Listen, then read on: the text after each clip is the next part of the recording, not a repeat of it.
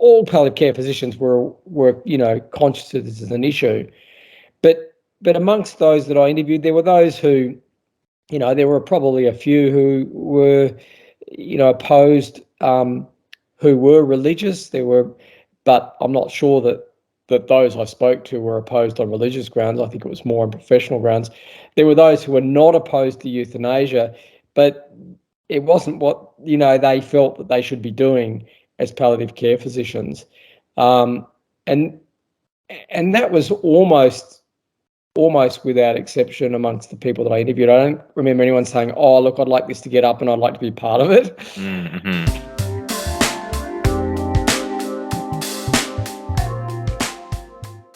Okay, well, Dr. Douglas, thank you so much for making the time to meet with me. If you could start us out by just describing, I think you've had a very busy and I could say illustrious career. You've had a lot of different positions. You've been involved in the academy as a practicing physician.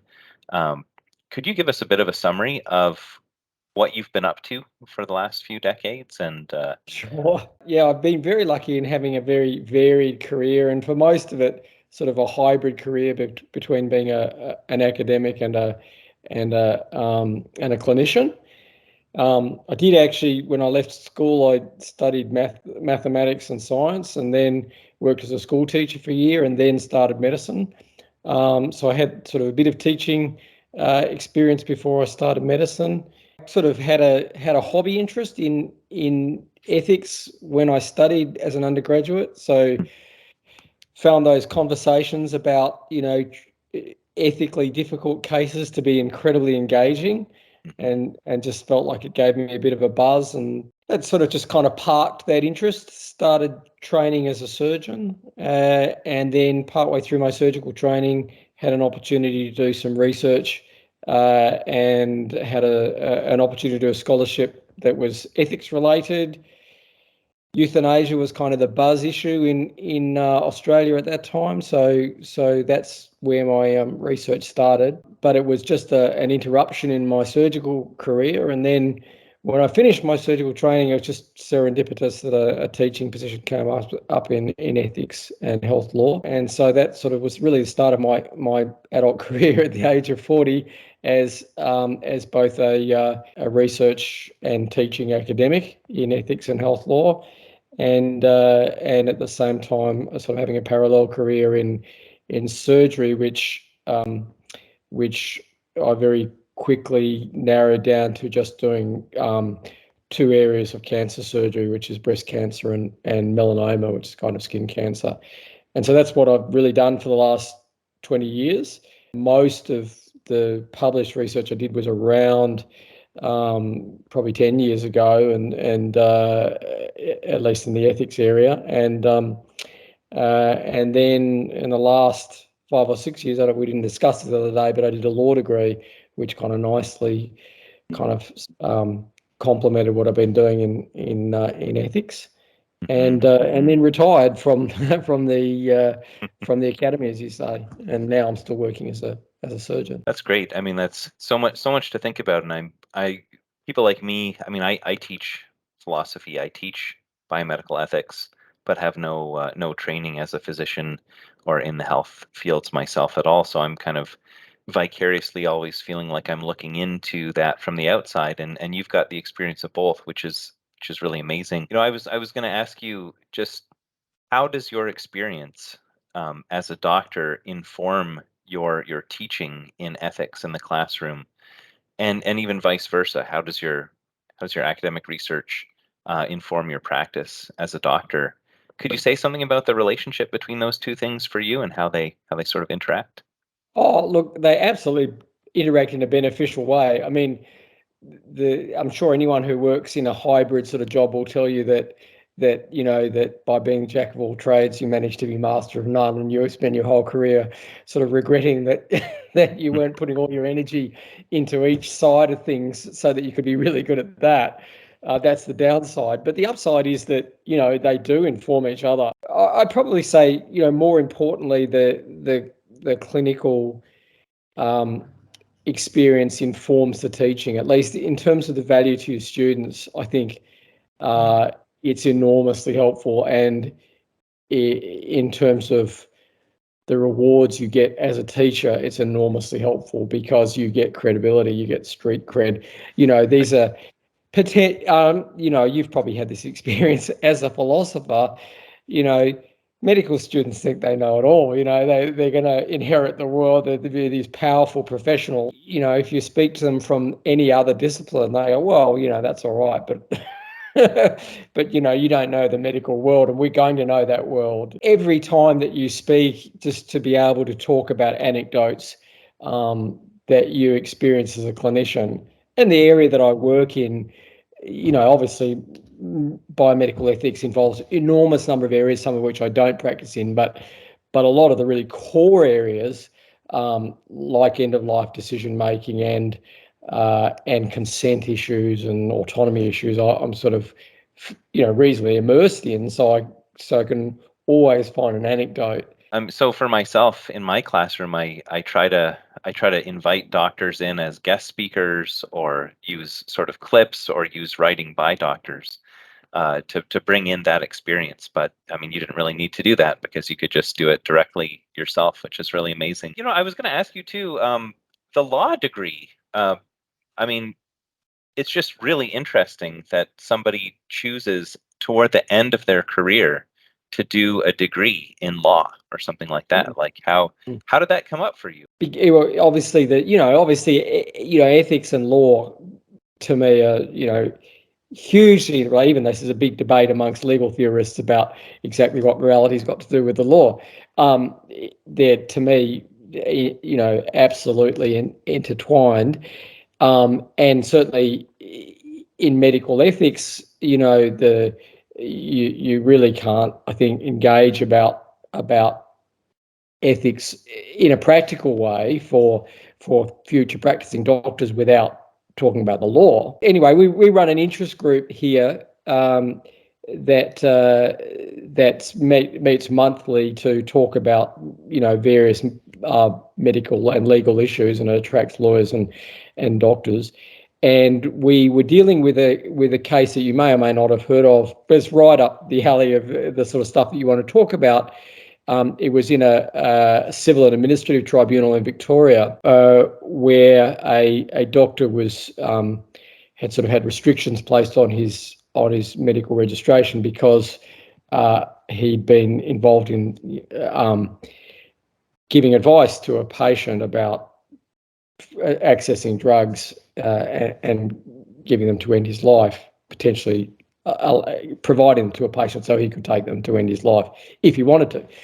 And this was before legislation had been passed, so in Victoria, that legalised euthanasia. So it was a very contentious sort of ruling, and it was all about the principle of double effect and a sort of pretty interesting application of it. And I'd been passing this judgment and writing, because I was giving a presentation on this month, and I've been going over this judgment, and I was setting up the presentation with another colleague and saying, I just love this stuff. I just love, going through these legal arguments and picking the eyes out of them. And he said, you should study law. I said, oh, I'm too old for that, because I was, I think, 54 or something at the time. And he said, no, you're not. He said you'll get to 60. You're a surgeon. You'll get to 60, and you should retire when you're 60, because you shouldn't be doing operating after that. And then you'll have a whole second career from when you're 60 to when you're 70. But I thought, oh, that's an interesting idea. So I made some inquiries, and it just so happened that the local university had just started a winter semester entry. And what the guy I spoke to was a lovely fellow who was incredibly enthusiastic. And he said, oh, Charles, it's so good that you want to do law. We're starting next week. So I didn't have any time to think. I just enrolled. And I loved it. I just loved it so much. I just kept going and going and going. So I agree. Actually, I've taught a course on philosophy of law a little bit, and I do find some of those issues deeply fascinating as well. One thing I want to know about is, in your experience in the classroom, teaching ethics to people who might become doctors or health professionals in their future. Do you have a sense that that ethics education is particularly beneficial to medical students or to health students? Like, is that something that you feel like should be more part of what they get in terms of their training, or any thoughts about that? I sort of felt like we got the amount right in our undergraduate curriculum. I don't, I think to me it's always been a question of getting people engaged. I mean, I don't think there's much room for heavy requiring people to learn a canon of ethics. If such a thing even exists, it's all contentious. Everything in moral philosophy is contentious, and we don't want to be shoving sort of this stuff down people's throats. But what I do think is worth doing is to expose people to the idea that these things are complex, and to get them thinking both sides of the coin, so that when they come against these things, in their professional career, they don't oversimplify them. They understand that there's complexity to it, and I think, Right. I think that's really valuable, and I think you can do that. There's a lot of stuff over that doctors are all going to be exposed to in a whole lot of different corners of medicine that they should be engaged with during their undergraduate curriculum time, just so they can think about it and see both sides of the coin without sewing it all up and saying this is the answer. I mean, when you end up in practice and you're dealing with human beings, and you're in such a high stakes profession where decisions can make a huge difference for people's lives, and it can be life and death sometimes. I mean, you're going to face ethically fraught issues in your life. So, I mean, is it helpful to think through these ethical issues in a little bit more of a low stakes scenario ahead of time? Do you think it's developing that sort of facility with ethical ambiguity, difficulty, sifting through things in that kind of a setting before you get sort of thrown right into it? Okay, well, I'd like to ask you a few questions about the research that you mentioned, the things that you were doing, around 8 to 10 years ago. I've started to engage with some of your work in relation to a project that I'm working on right now, and I'm really interested in your empirical work, asking doctors about their experience in various kinds of end-of-life practices, their understanding of things like palliative sedation, withdrawing life-sustaining treatment, and the relationship between that and euthanasia. In Canada, we refer to euthanasia and physician-assisted suicide as M.A.I.D, or medical assistance in dying. I'm not sure if that term is has a lot of currency in Australia or not. We don't use in Australia. I think no. When you used it the other day, I had to look it up. But Okay, yeah, I mean, it's much the same. I mean, right. we used to, I think probably the same in North America. We used to talk about euthanasia probably as the predominant thing, and then physician-assisted suicide, and medically assisted death, I think, is sort of becoming, as legislation's been passed over a long period of time, where those in favour of medically assisted dying had tried to get legislation up, and it had failed, and tried to get up, and it failed, and this had happened again and again. Finally, things started to change, and one after the other, the different states in Australia have passed legislation, and I think we're pretty close to everywhere now. Interesting. Yeah. So basically, when you're talking to people, talking to doctors about the difference between, or their experience in palliative sedation versus euthanasia, I mean, and you're trying to understand how they might understand the difference in intention, how you might understand things like the role of double effect. I know you've written on all of this stuff, and you talk to people about this. Could you say something about the sort of conclusions that you derived from your research, and what was the result of this investigation from your perspective? The first study I did on this was with general physicians. In Australia, general physician means an intern. What people in North America call an internist, rather than physician. Just means doctor for you, and for us, physician means a specialist in internal medicine. So unexpectedly to me, the discussions I had with them were somewhat different to the discussions I subsequently had with palliative care physicians. I think similar in the sense that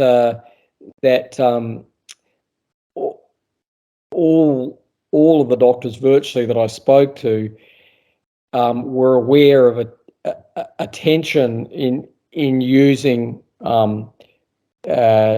drugs that could potentially hasten death, and potential ambiguities in what they were trying to achieve.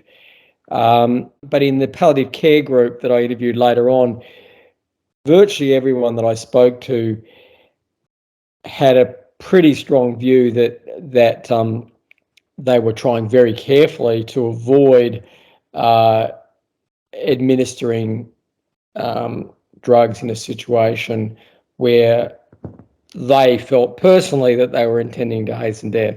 So they were trying to be very clear about their intentions and saying, my intention, really needs to be about avoiding suffering.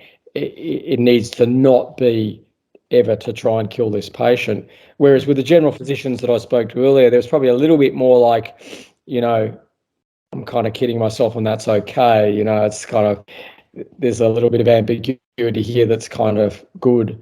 Whereas the palliative care physicians, because it was kind of like what they did every day, and it was their professional identity was around relieving suffering, it was really important to them to be clear that they weren't kidding themselves. But even then, there were examples where a number of doctors would relate to me what had happened in a particular instance, and there were clearly ambiguities of intention. It's probably helpful if I kind of elaborate a little bit on some of the things that go to that, because there's been, there's a lot of discussion about terminal sedation, which is a very broad term, of palliative sedation, and lots of definitional issues, which is going to be boring to get into. But in short, there's a situation. I'll just give you two extremes. There's a situation where someone is, in the last days of life, they're bedbound, they're never going to get out of bed again. They may have been very distressed. They're put on some sedatives. They're making gurgling noises.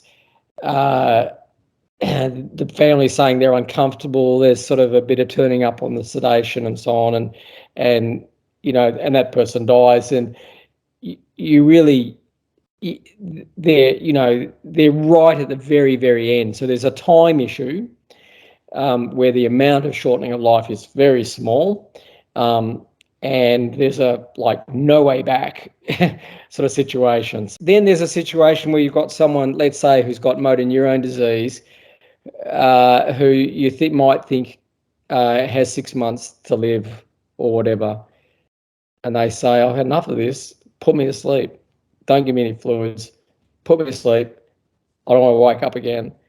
And you go, sure, okay, honestly. and you put them to sleep and you don't give them any fluids and they die, within a few days or a week or whatever. Right. And, I think just about any doctor or any person who thought about those two scenarios would tend to think, well, the first one, experientially, that doesn't even remotely feel like killing someone, certainly as a doctor. Whereas the second one feels a lot like killing someone.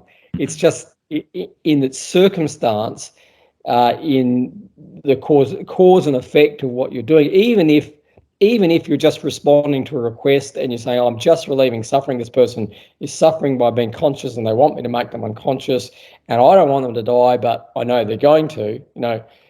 A real case of double effect, and you've satisfied yourself, say, that this is double effect, that you didn't intend to kill them, but it feels a lot like killing them for all those other reasons, right. Those practical reasons. The psychological effects of being an agent in that way are significant. Mm-hmm. And I think, that's me kind of summarizing what I feel a lot of people are saying. Yeah. And the two examples that you used, one in which the person is really on the verge of dying, like they're going to die within hours or a couple of days at most, versus someone who's maybe got 6 months to live. It's hard to judge, maybe a bit more. Would get into other cases where it would become even more clear that there's a difference, where you've got someone who has got some kind of a chronic illness or in Canada, one of the big things right now that's on the table for debate is medical assistance in dying for purely for mental illness. And so if somebody's just got a mental illness that they are very unhappy with, but presumably, with certain kinds of treatment, like they would be able to live potentially for many more years. In those cases, I mean, it's hard to pinpoint sort of a line. You've got a case where it's a few hours, you've got a case where it's 6 months, you've got a case where it could be 10, 20, 30 years of life.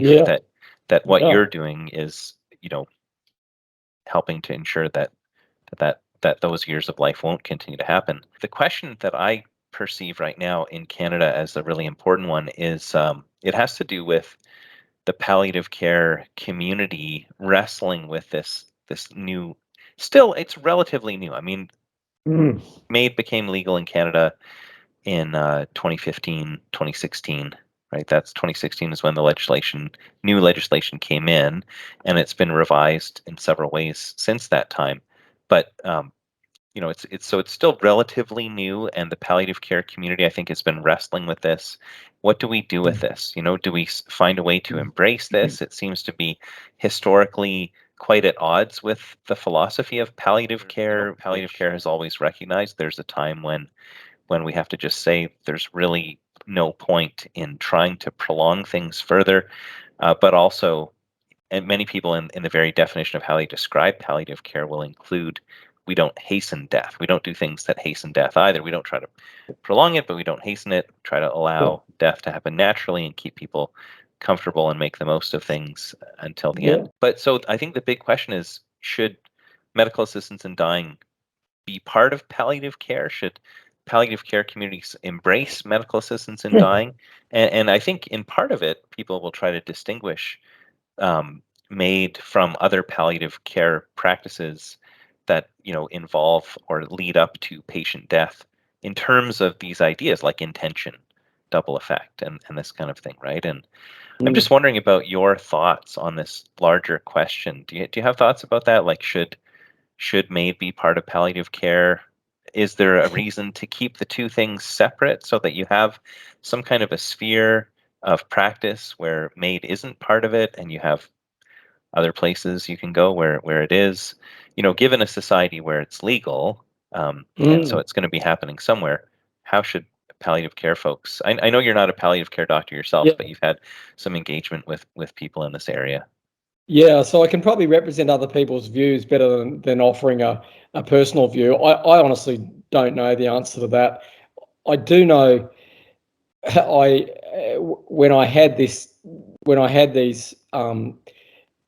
when I'd conducted these interviews, it was before any legislation had been passed in Australia.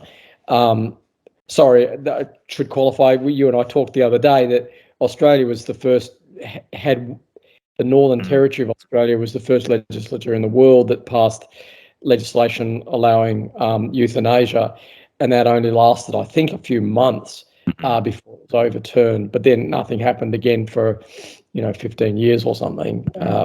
So the time I was conducting the interviews, it wasn't sort of, it wasn't a happening thing, but it was certainly constantly a topic of discussion. Just about everyone in palliative care had those kind of requests at times, most of which, as you probably know from the literature, are not sustained. So, there's been pretty good evidence that, at least in the era before legislation was available, that people would go, I've had enough, can't you just get me out of this? And that would most of the time not be, a sustained request. It would be a cry for help or whatever. And if you kept asking people, is this what you really want? They wouldn't keep asking for it. So, but anyway, all palliative care physicians were conscious that this is an issue. But amongst those that I interviewed, there were those who, there were probably a few who were, opposed who were religious. But I'm not sure that those I spoke to were opposed on religious grounds. I think it was more on professional grounds. There were those who were not opposed to euthanasia, but it wasn't what they felt that they should be doing as palliative care physicians, and that was almost without exception amongst the people that I interviewed. I don't remember anyone saying, "Oh, look, I'd like this to get up and I'd like to be part of it." Mm-hmm, mm-hmm. Yeah, Okay. certainly that. He thought, in fact, some would even say, "Look, what would I want for myself? Probably euthanasia, but I don't want to be involved with it." Mm-hmm, So mm-hmm, it's very interesting from a professional point of mm-hmm. view. That to me, was a reasonably strong message. I've since then been invited back to talk, at an annual meeting of an Australian group of palliative care doctors, some of whom had been the subject of my interviews a few years earlier, Hmm. and still very hot topic. Um, Again, this was not long before legislation was passed, but still hadn't been passed, Hmm. and a lot of debate within that community. It was a very private sort of thing, but a lot of debate where some people wanted to have a position statement on behalf of palliative care to say this is not, something that we want happening, and others saying we don't want that to be part of our position statement. So there's a whole lot of views about it. Yeah.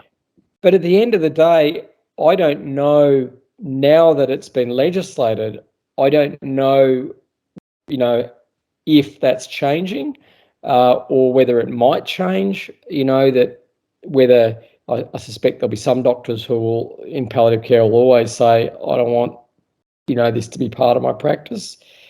But perhaps there are some who will find a way of kind of being able to juggle the two things.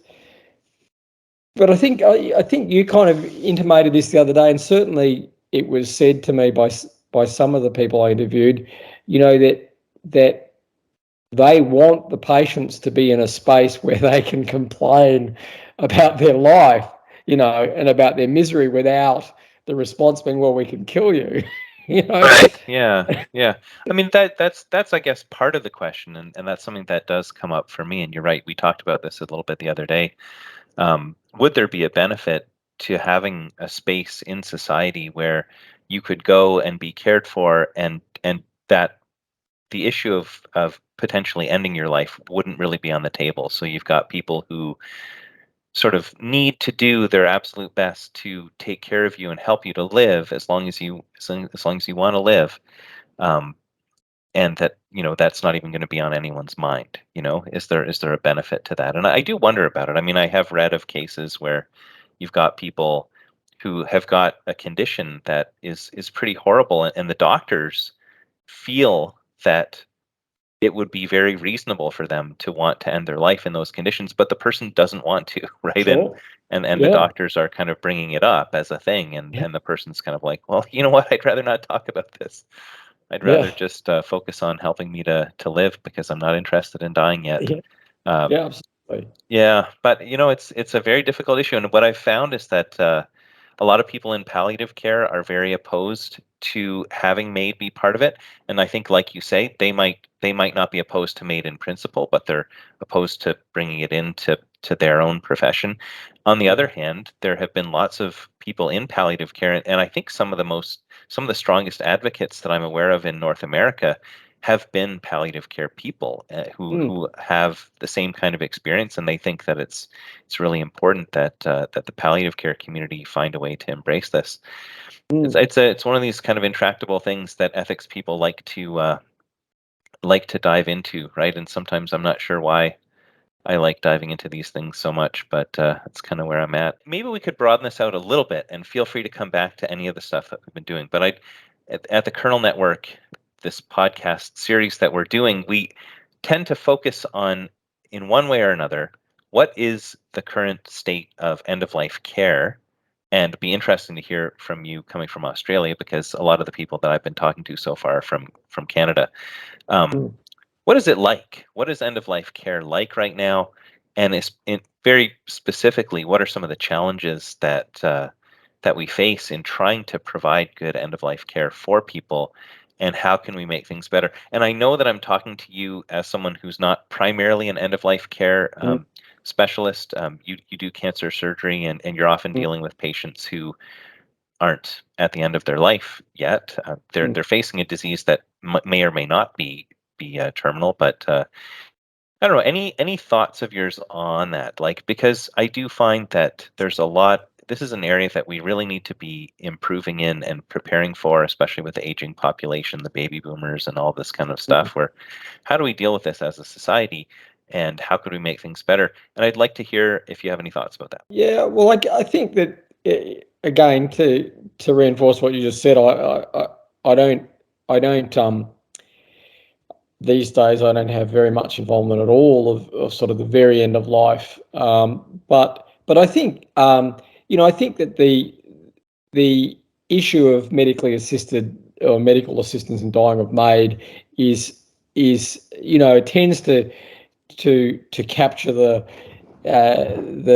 attention of philosophers, and and of people who are interested in biomedical ethics. It's the big ticket issue, but in reality, it's a very, very small proportion of people who, I think a lot of people feel very strongly that they would like to have that possibility available to them. So I think, if you go and interview the average person in the street, a lot of people feel very strongly that euthanasia should be available, that people should have that right to end their life, and feel very strongly that they'd like to be in control, and no one's got a right to tell me that I can't do this, and so on.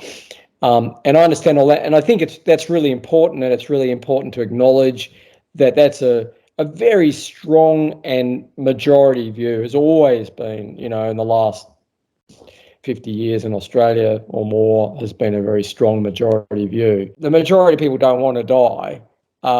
In fact, most people, in my experience as a clinician, because although I don't get involved in a lot of final end of life care, I do unfortunately sort of have to tell people that they've got, their first really bit of bad news that basically means they're going to die of this disease. And I think it can be a bit of a distraction in end of life care, going, oh, look, if we can just kill people when it gets close to the end, that it'll all be good. But for most people, that's not the experience of dying.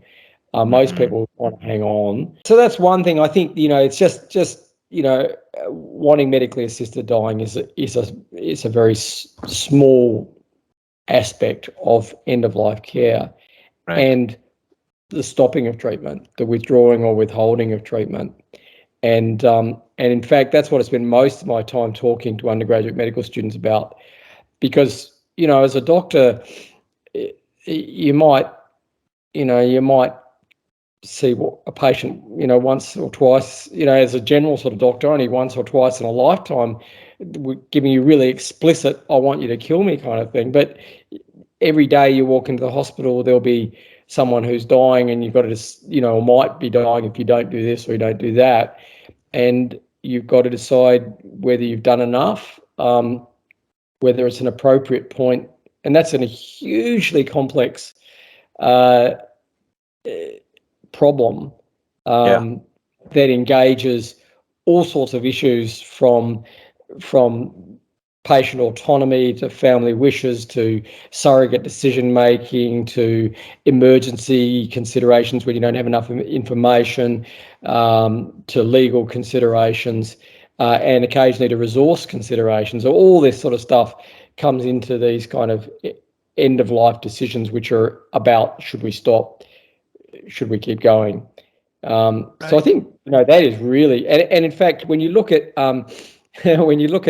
how things have changed over the decades in terms of legal challenges, that back in the 70s and 80s, you had all these landmark legal cases where patients were on ventilators and given fluids and stuff, and the families were challenging the doctors to stop this crazy technological intervention and just let my daughter die or my mother die or whatever. And now you often see the reverse. You see the big legal challenges where the doctors say, right, that's enough. And the family's saying, you're not, don't pull out. You're like, we think there's hope. So that's been a bit of a change. So how do you hit that balance, right? I mean, I think what you're pinpointing does strike me too as a really, really important area. And I think it comes up in large part because we now have the ability to keep people alive and keep going. We could keep you alive by doing this further process, but the question of the balance of the burdens of that, and what you actually would get out of it, continued life. How do you make those decisions? How do you help patients to reach those decisions? And how do you come to this agreement? I mean, you're kind of pointing to, with these legal cases, two different extremes. Kind of extreme where the doctors have been trained to keep people alive and to do everything that they can to keep people alive, and the patients are saying, well, sometimes that's just not the right thing to do. And now, on the other hand, now maybe the pendulum has kind of swung over a little bit to the other side, and doctors are saying, look, a lot of people in this kind of situation wouldn't want to continue, but some people do. How do you talk through that? And I guess a bigger question that I've heard people talk about, or maybe it's not a bigger question, but a related question, is how do you even get people to start having conversations about this sort of thing before they're right there in the emergency room needing to decide in the heat of the moment, right, with everything going on? I don't know. Do you feel like doctors in Australia are well equipped to have those kind of conversations with people? Do you feel like people in Australia do you think those conversations are normalized for people? Look, I don't know. I've got a colleague who, who's very well respected, who was an intensivist, Peter Saul, who did a lot of work in this area, and he would be, a much more passionate advocate for advanced care planning than I can be. I mean, I think that, as there's advanced care directives which I think are mostly quite problematic because they're very specific. There's the appointing of an enduring guardian, what we call it in Australia an enduring guardian, but basically a prior appointment of someone who would be your substitute decision maker. And I think there's a lot to be said for that if it's someone who is close to you, who understands your values and so on.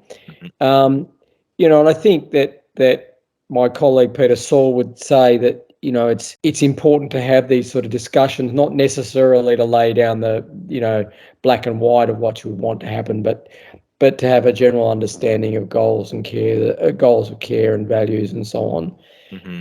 Even with the best will of all that sort of stuff, things often change very quickly. Yeah. And I think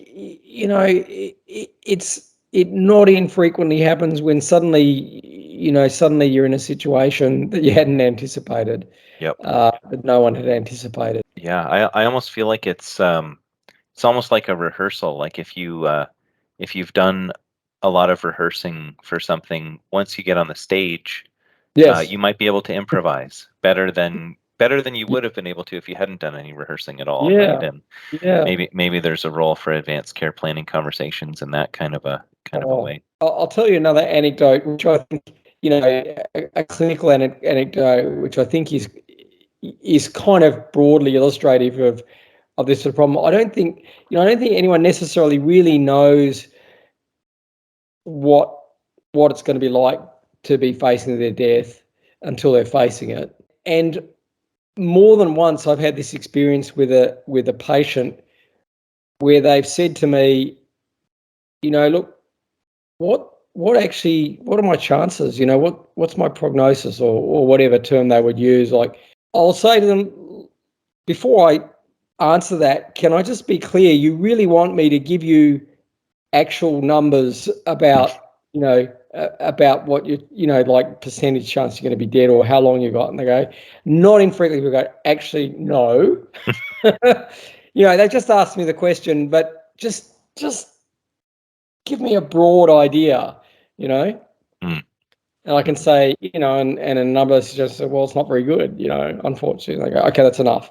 Denial is a real coping mechanism. Denial doesn't work like, oh, yeah, I don't have cancer, I don't believe you. It works in that way, like, I just can't handle what you're telling me in any kind of great detail. You might just find that actually all that idea about sort of embracing medically assisted death or whatever actually is not your way of coping with your impending death. This has been amazing chatting with you. I'm really appreciative of your time once again. And there's, as always, there's so many more things that we could talk about. But we'd just like to thank you again for your time. As I said the other day, I really, I'm now retired from academia and working as a surgeon, and I really appreciate the opportunity to engage with these issues again, which I haven't done for a few years. So thank you. I really appreciate it.